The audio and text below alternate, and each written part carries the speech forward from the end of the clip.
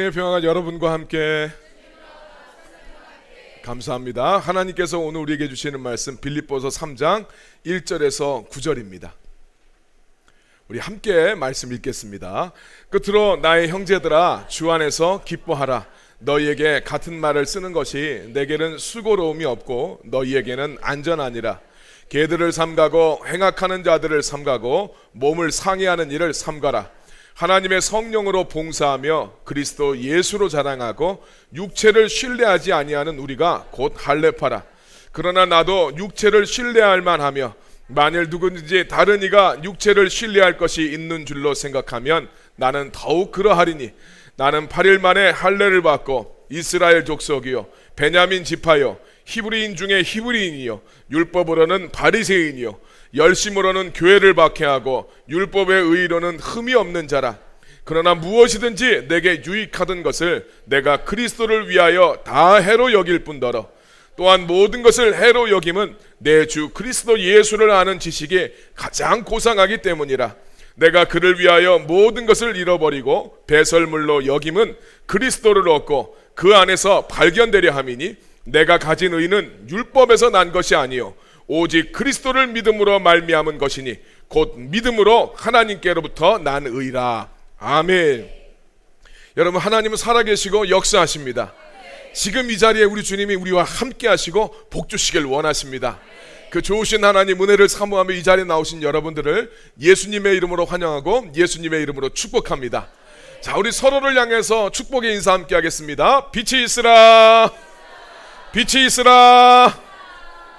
은혜와 생명의 빛이신 예수님이 여러분들의 삶에 함께 하시길 바랍니다. 인사할 때 안아줘야지 이렇게 인사할 뻔했어요. 참 이 드라마를 봐도 예수님의 모습이 보입니다. 참 지고지순한 저 사람 한번 보십시오. 아주 저 강추합니다. 아주 재밌습니다.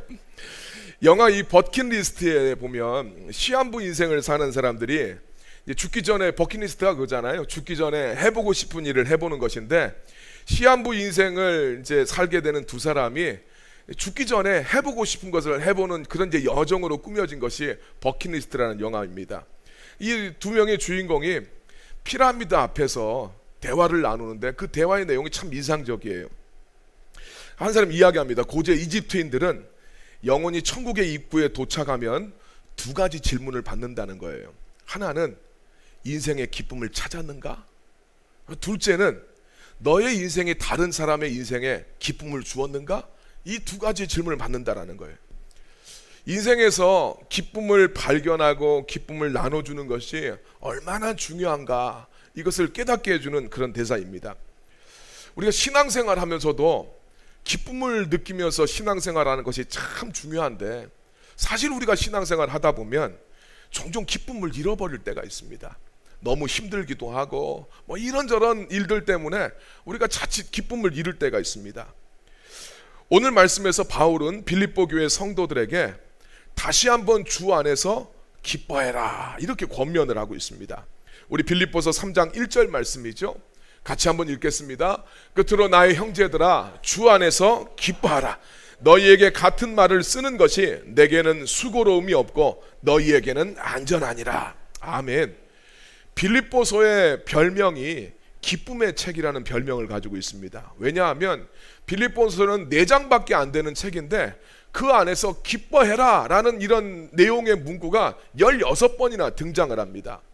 오늘 말씀에서 바울은 나의 형제들아 주 안에서 기뻐하라 이렇게 말을 하고 있는데 바울은 기뻐하라고 이야기를 하면서 내가 이렇게 반복해서 같은 말을 하는 것이 나 자신한테는 이게 번거롭거나 수고롭게 느껴지지 않을 뿐더러 이 말을 듣는 당신들의 신앙생활에 이것이 굉장히 중요한 이야기이기 때문에 내가 다시 한번 여러분들한테 기뻐하라고 권면을 합니다 라고 바울이 이야기를 하고 있습니다.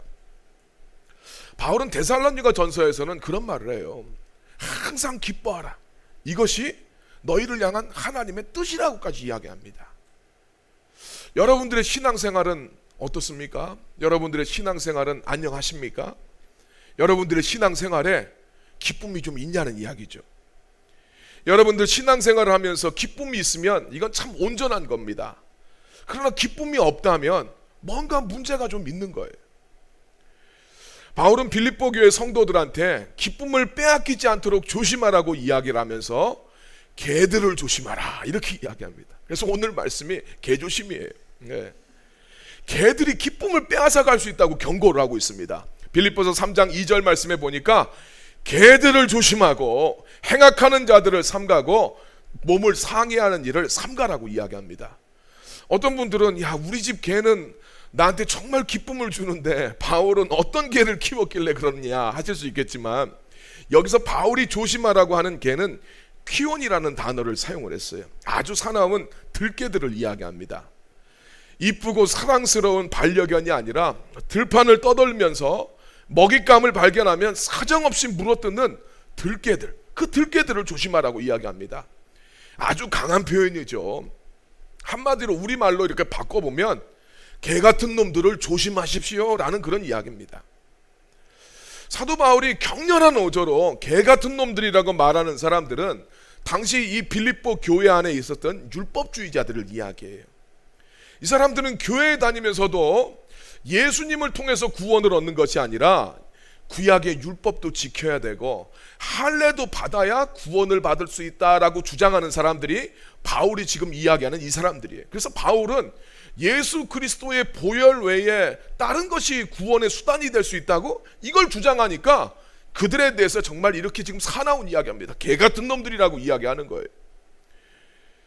바울이 이 개들을 삼가고 행악하는 자들을 삼가고 몸을 상해하는 일을 삼가라고 이렇게 이제 2절에서 이야기하는데, 몸을 상해하는 일, 이걸 삼가라라고 했었을 때 몸을 상해하는 일이 카타토메라는 헬라어 단어를 사용을 했어요.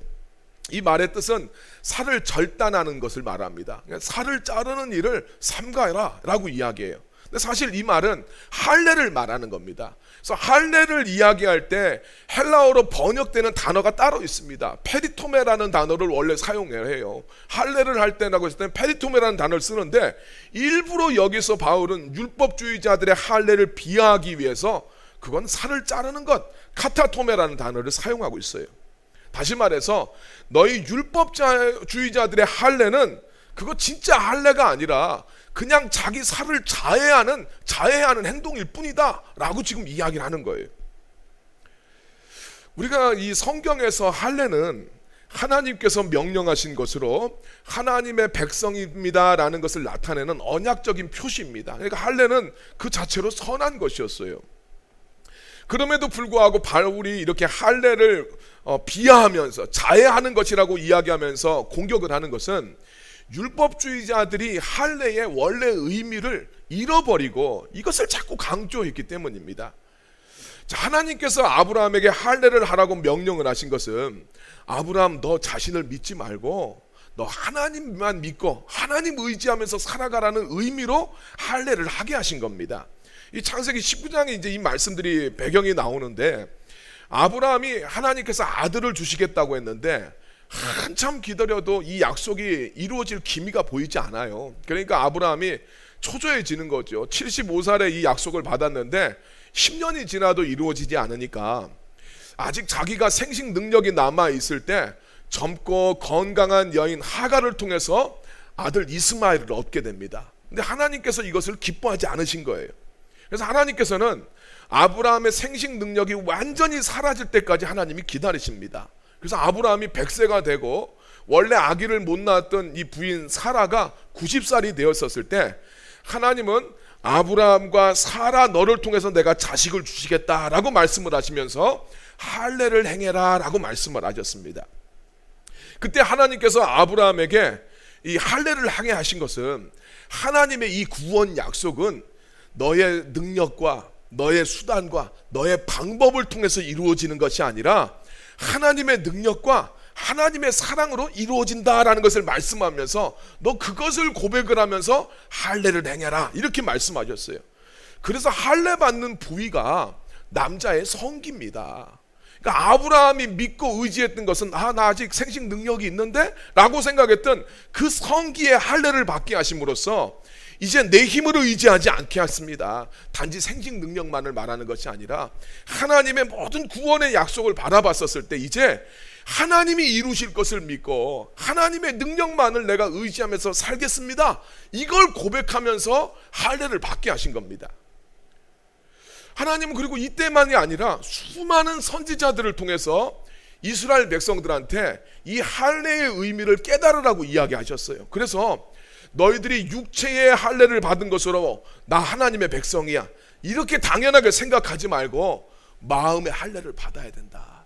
그러니까 이스라엘 백성들 자꾸 이제 할례 받으니까 태어난 지 8일이 되면 할례를 줘요. 그러니까 자기들이 할례를 받으면 나 하나님의 백성이야, 자동적으로 생각을 합니다. 그런데 하나님은 그렇게 생각하지 말고 너희들 마음의 할례를 받아야 돼, 할례의 의미를 생각하면서 살아야 돼 라고 말씀하셨어요. 그래서 하나님 은혜로 구원을 받았고 하나님만 의지하며 살아가면서 고백하라고 할례를 주신 거였어요.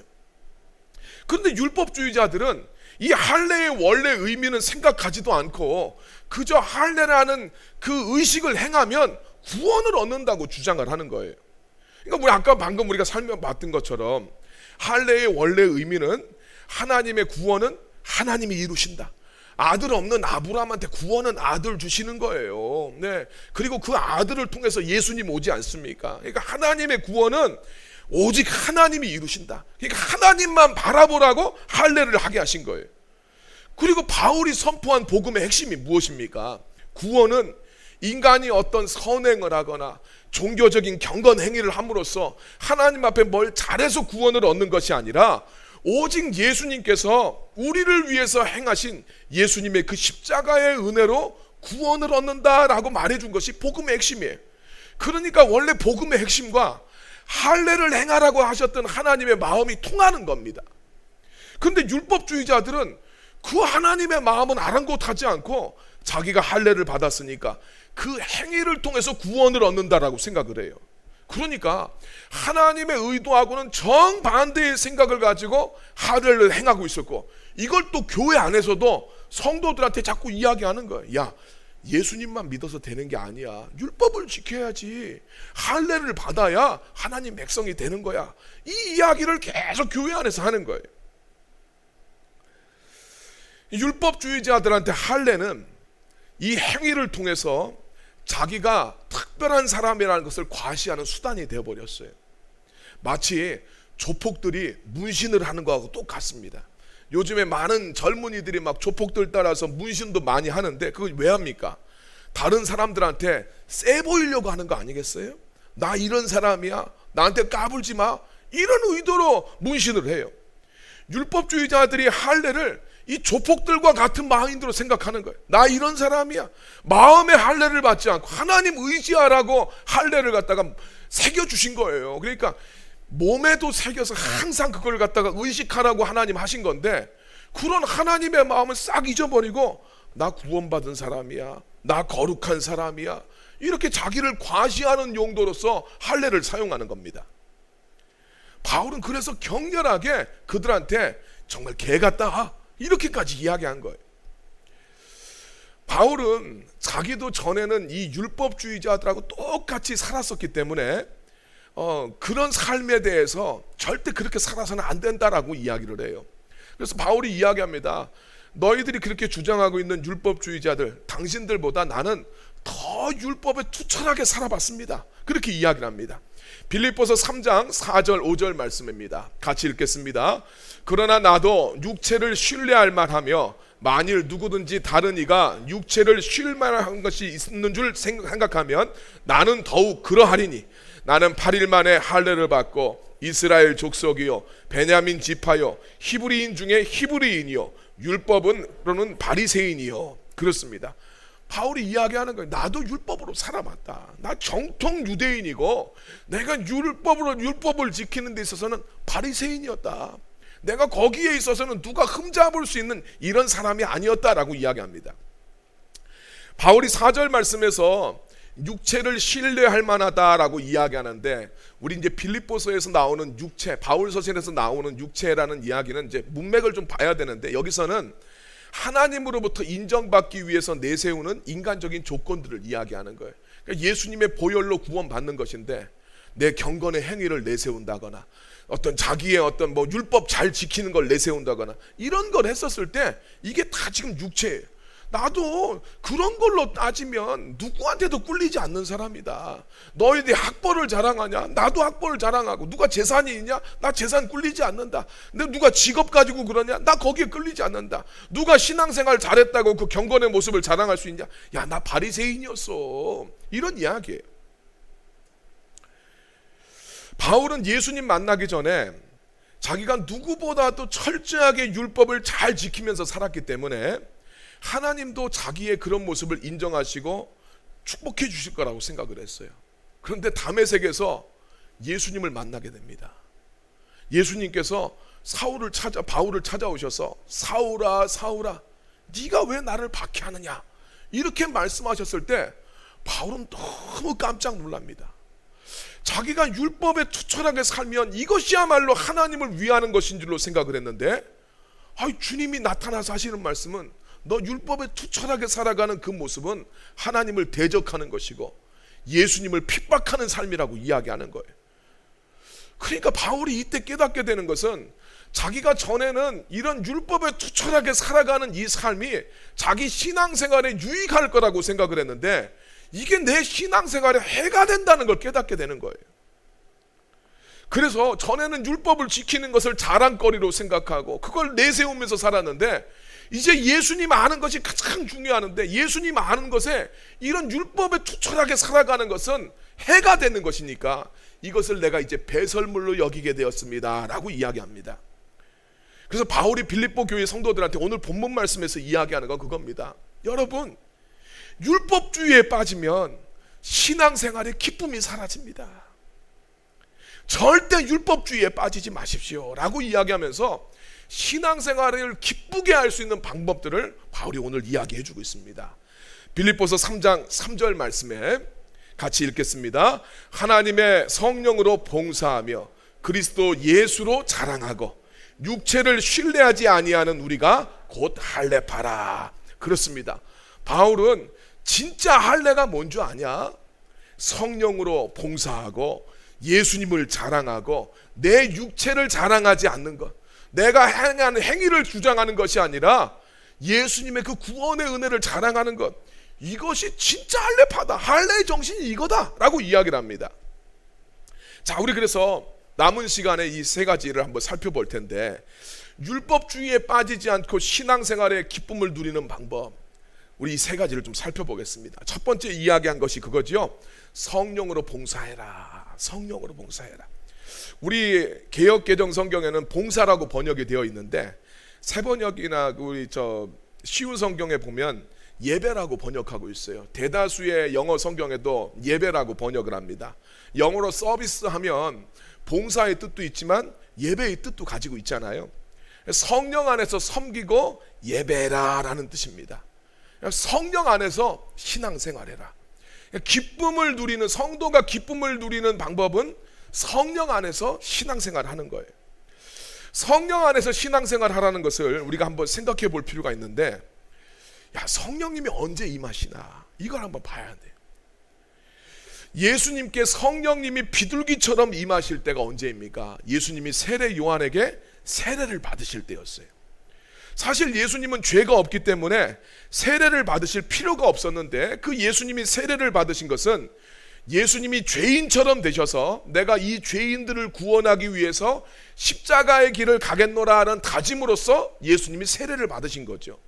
자, 마찬가지로 성령님은 언제 임하시나? 성도가 자기의 죄를 고백하고 오직 예수님을 자기의 구원자로 고백하실 때, 그때 성령님이 충만하게 임하십니다. 그래서 성령님이 임하시게 되면 죄를 깨닫게 하시는 거예요. 당연히 성령 충만한 성도는 자기의 부족함과 자기의 연약함을 깨닫게 되기 때문에 나로서는 안 되는구나, 나로서는 주님 앞에 나아갈 수가 없구나, 이것을 깨닫기 때문에 오직 예수님의 은혜를 더 간구하게 됩니다.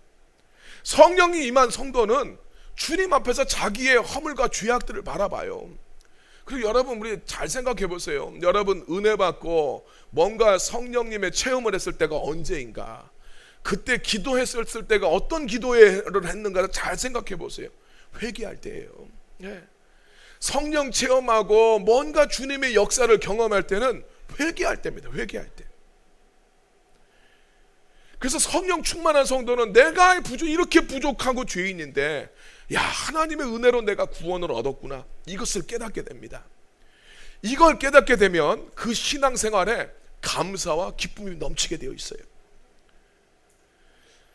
그러나 율법주의자들은 자기가 무엇을 행함으로써 구원을 얻은 것이라고 생각하기 때문에 구원은 감사한 게 아니에요. 왜? 내가 노력해서 얻은 게 됩니다. 그러니까 신앙생활에 기뻐할 이유가 없어지고 감사의 거리도 없어져요. 율법주의의 맹점은 신앙생활을 거래로 생각하게 만듭니다. 내가 하나님 앞에 이렇게 하면 하나님이 이렇게 해주신다. 내가 주님 앞에 이렇게 했으니까 구원도 얻어내는 것이다, 이렇게 생각을 해요. 그래서 내가 주님 앞에 잘하면 구원받고 하나님이 상 주셔야 돼. 네. 그런데 당장 내가 열심히 주일에 안 빠지고 신앙생활하고 이것도 하고 저것도 하는데 내 삶이 내 뜻대로 안 풀려지면 이제 화가 나는 거예요. 나는 했는데 왜 이렇게 안 해주십니까? 반면에 자기가 못한다라고 생각을 하면 율법주의에 빠져있는 사람들은 구원 못 받는다고 생각을 해요. 네. 마음이 무거워집니다. 답답해져요. 신앙생활은 거래가 아니라 관계로 해야 됩니다.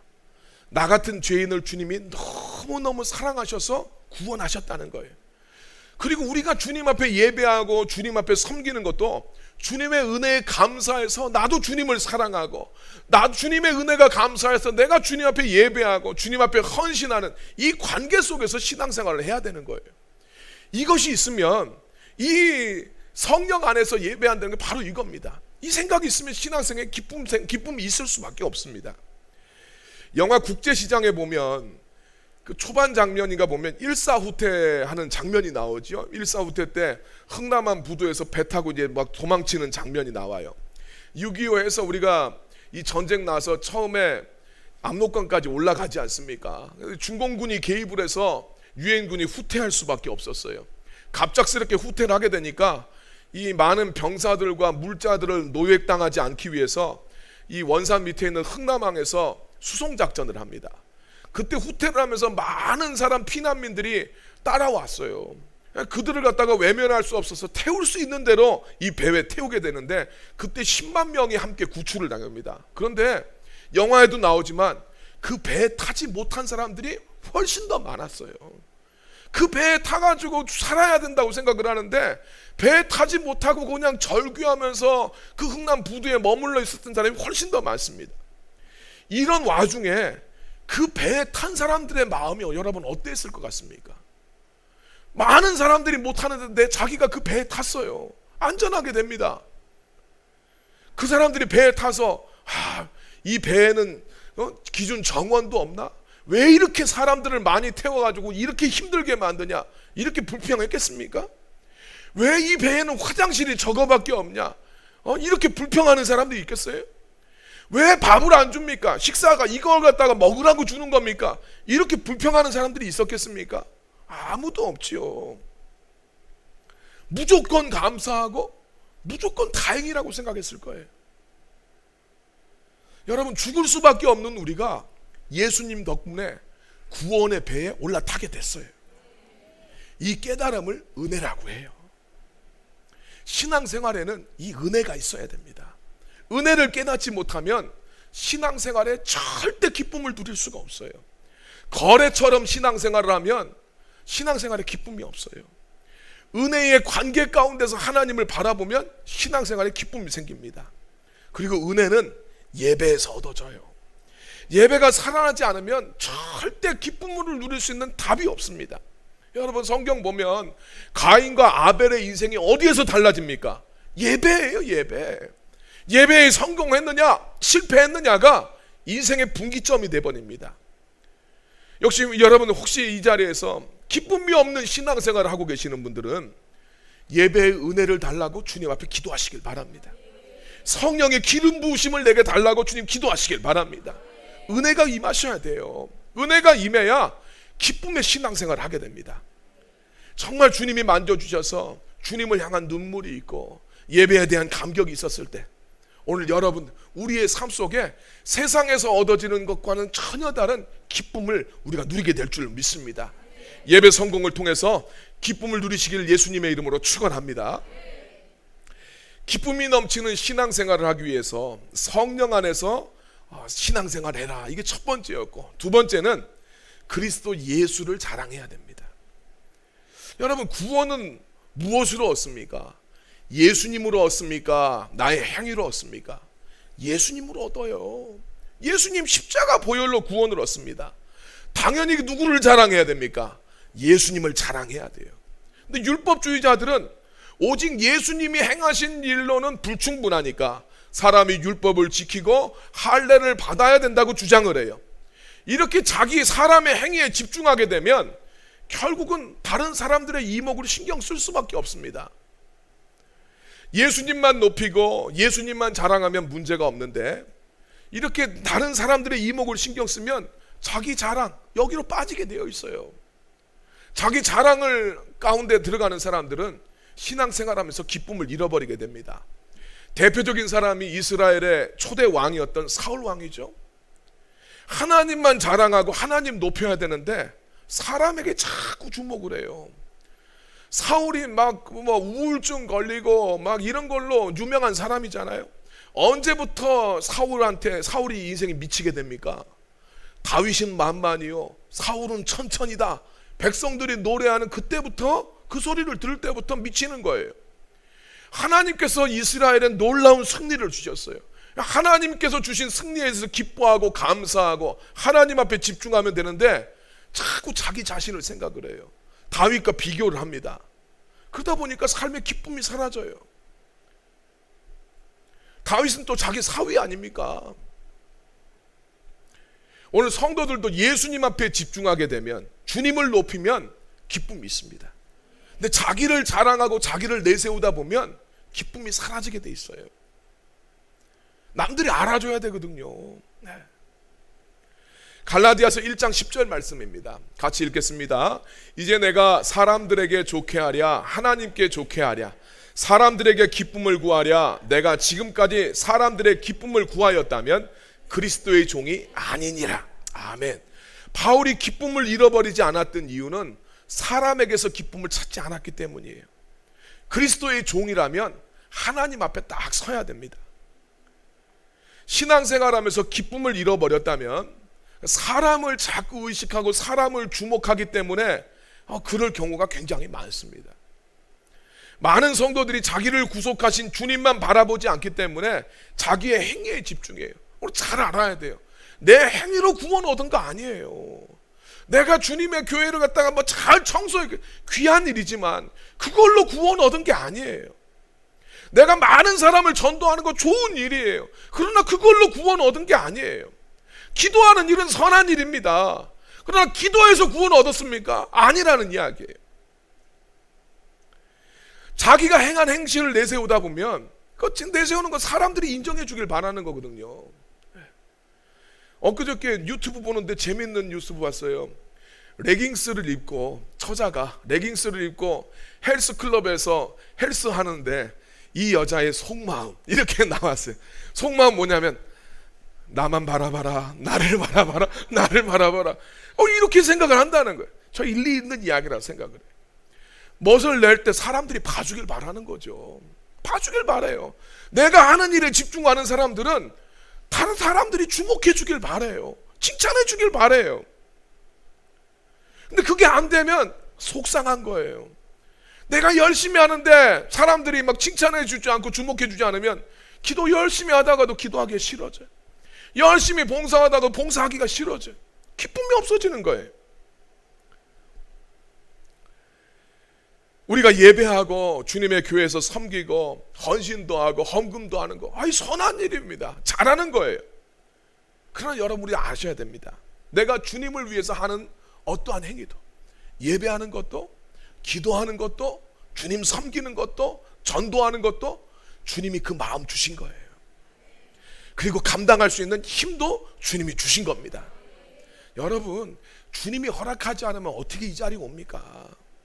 내가 온 것이 아니라 주님이 인도하신 거예요. 성경 다 그 이야기를 하잖아요. 사람이 마음으로 자기의 길을 계획할지라도 발걸음을 인도하시는 분은 하나님이시라고 하잖아요. 그러니까 우리가 선한 일을 했다 할지라도 찬양 받으셔야 될 분은 예수님이신 겁니다. 근데 자기를 자꾸 내세우면 기쁨을 상실해요. 그리고 여러분 자꾸 자랑하다 보면 하나님이 곧 싹 뺏어갑니다. 히스기야 왕을 보면 그때 이제 아수르가 중동 전체를 지배할 때고 바벨론도 아수르의 지배 아래 있었어요. 바벨론에서 히스기야하고 동맹을 맺자고 사신을 보냈을 때 히스기야가 동맹을 맺는 자기를 갖다가 이제 좀 과시하기 위해서 자기 창고와 무기고와 보물 창고를 싹 열어둬서 보여줘요. 그거 어떻게 됩니까? 역대기에서 분명히 그걸 기록을 하고 있습니다. 그걸 싹 바벨론에 다 빼앗깁니다. 여러분 신앙생활하면서 여러분을 자랑하지 마세요. 다 하나님께 받지 않은 것이 없고 하나님의 능력으로 하지 않은 것이 없어요. 내가 인간적으로 주님을 높이지 않고 자랑한 것 싹 빼앗아갑니다. 여러분의 경건생활 좋은 겁니다. 저는 정말 그런 분들 사랑합니다. 우리 교회에서도 새벽에도 기도의 일꾼이 되어주는 분들 저는 정말 사랑합니다. 그러나 여러분 그거 자랑하지 마세요. 여러분 주님 앞에서 하게 하신 우리 주님, 우리 예수님만 높이시기를 예수님의 이름으로 축원합니다.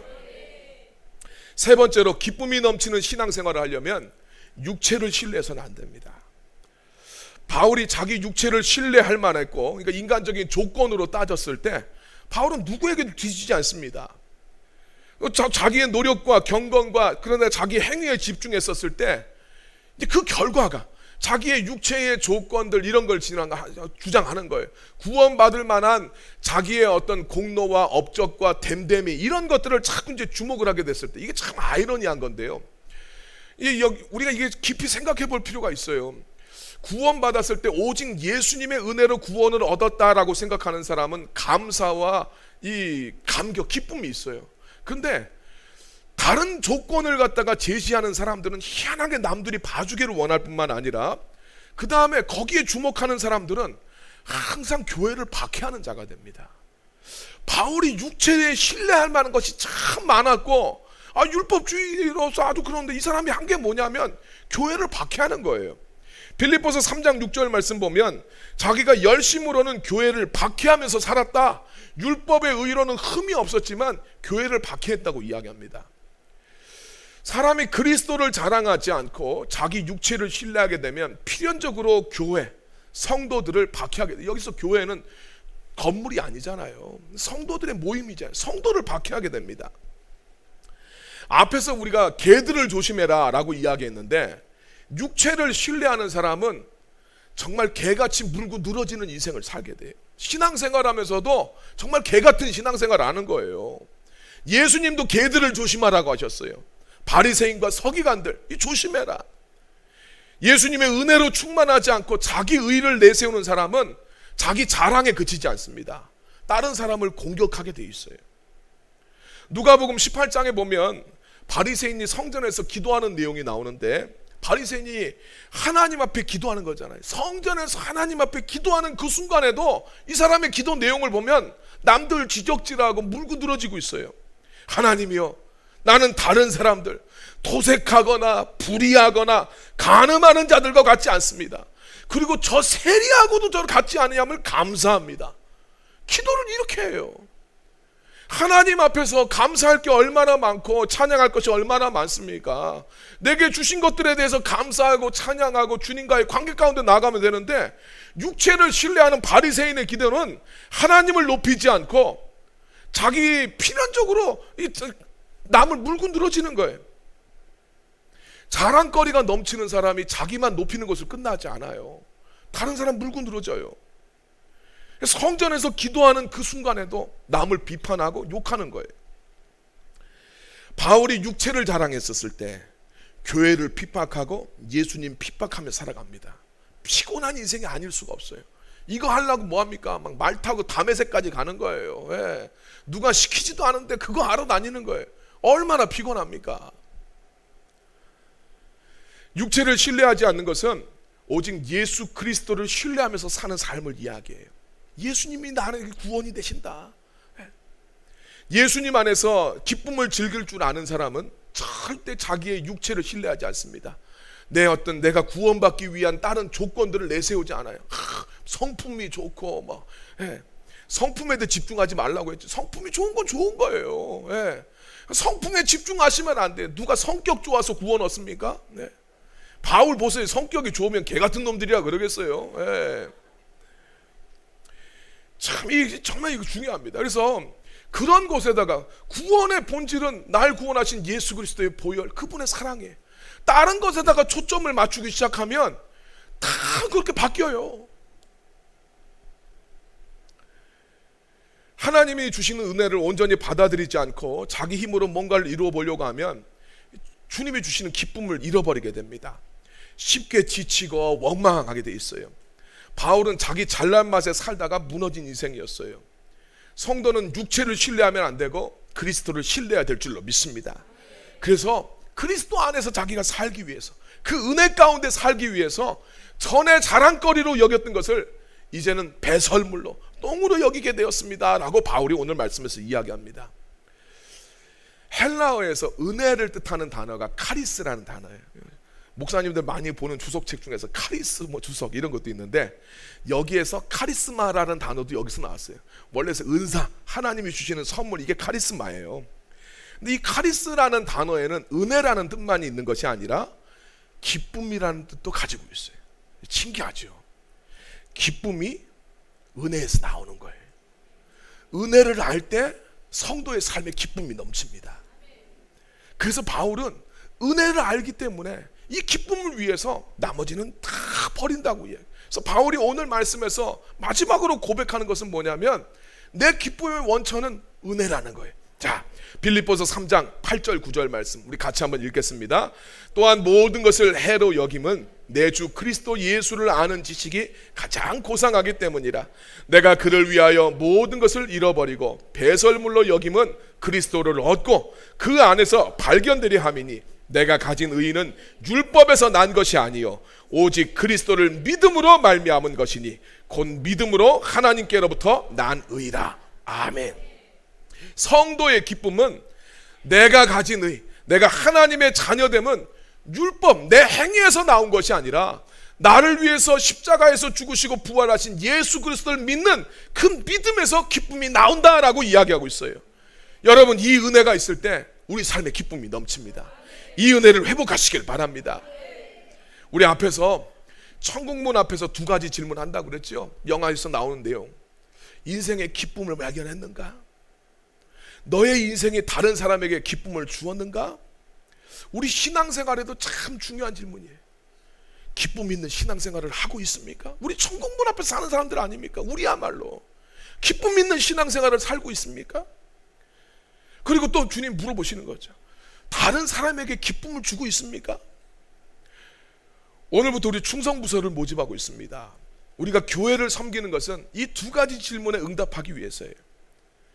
율법주의로 사역을 하시면 안 됩니다. 그거는 개들처럼 신앙생활을 하는 거예요. 예수님 덕분에 구원의 방주에 올라탔다. 이것을 여러분 깊이 묵상하세요. 불평할 것이 있고 좀 마음에 안 맞아도 지금 내가 주님이 나를 구원의 방주에 태워주셨어요. 안 그러면 지금 저 부두에 머물러서 절규하는 사람들이 있는데 주님이 나를 태워주셨어요. 그거 깊이 묵상하세요. 그러기 위해서는 여러분 사역만 하지 마시고 은혜 받는데 초점을 맞추세요. 예배의 기쁨을 달라고, 주님을 사랑하는 기쁨을 달라고 여러분 기도하십시오. 그리고 예수님 안에서 그 기쁨을 사역을 통해서 나누는 것이 우리의 사역이에요. 힘들 수도 있고 갈등도 있을 수 있습니다. 그 모든 것을 돌파하면서 기쁨 안에서 살아갈 수 있는 것은 우리 안에 그 은혜가 있을 때입니다. 성령 안에서 신앙생활 하셔서 여러분들의 신앙생활에 기쁨이 넘치고 또 여러분들의 삶이 다른 이들, 주님의 교회에서 기쁨을 나눠주는 복된 사역이 되기를 예수님의 이름으로 축원합니다.